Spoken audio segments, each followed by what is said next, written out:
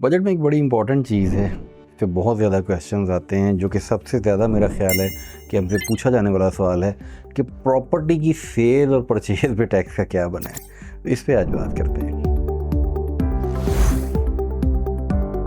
देखिए, प्रॉपर्टी की सेल और परचेज़ के ऊपर कुछ तब्दीलियाँ आई हैं। सबसे पहले तो एक चीज़ समझिए कि प्रॉपर्टी लेना या बेचना 5 मिलियन से ऊपर की ट्रांजैक्शन आपको वाया बैंकिंग चैनल लाजमी करनी है।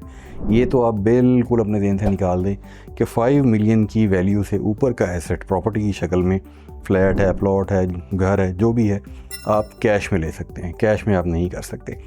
दूसरी चीज़ ये है कि इस दफ़ा जो विदहोल्डिंग टैक्सेस हैं उनके रेट में कुछ तब्दीली की गई है। आपको याद होगा पिछली दफ़ा इसकी 3 स्लैब बना दी गई थी।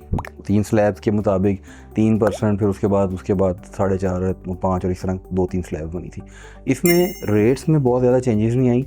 सिर्फ एक स्ट्रेट सिंपल फार्मूला समझ लीजिए कि हुआ क्या है। जो बायर है, बायर का मतलब है जिसने 236K का टैक्स देना है, उसको 1.5% की रिडक्शन हासिल होगी उन तीनों स्लैब्स के ऊपर। जो बड़ी मालियत की प्रॉपर्टीज़ हैं उन पर रेट ज़्यादा है, आपको याद है, तो उनको 1.5% की रियायत हासिल होगी ख़रीदार को। यानी जहाँ पे टैक्स रेट 236K का at the time of purchase of property 3% था, वो अब रह जाएगा 1.5%। अच्छा, इसी तरह से बिल्कुल इसके उल्ट जो सेलर है उसका 1.5% टैक्स बढ़ा दिया गया है उन तीनों स्लैब्स के ऊपर। यानी मिसाल के तौर पे अगर सेलर 236C पहले 3% देता था, ये बात हो रही है फाइलर की, तो वो अभी 4.5% देगा। इसी तरह अगली स्लैब्स के ऊपर भी 1.5% की इंक्रीज़ है। तो विदहोल्डिंग टैक्स जो है उसके अंदर जो तब्दीली आई है वो 1.5% की रिडक्शन है बायर की 236K में, 1.5% की इन्हेंसमेंट है 236C में। तो ये प्रॉपर्टी के हवाले से ये सबसे इम्पॉर्टेंट चेंज है।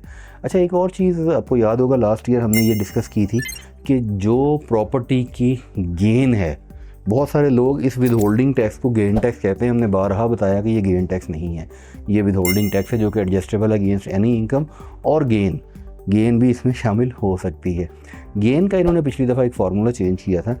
इससे पहले आपको याद होगा 6 साल से पुराने एसेट पे टैक्स नहीं लगता था, उसमें 3 स्लैब थी, फ्लैट, प्लॉट और इस तरह करके थी। अभी ये हो गया था लास्ट ईयर कि 30/6/2024 के बाद ख़रीदी गई हर प्रॉपर्टी पे irrespective of holding period gain tax लगेगा, जो कि 15% था। तो ये 15% वाला जो गेन टैक्स है, ये basically gain on sale of property है जो टैक्स आपको लगता है।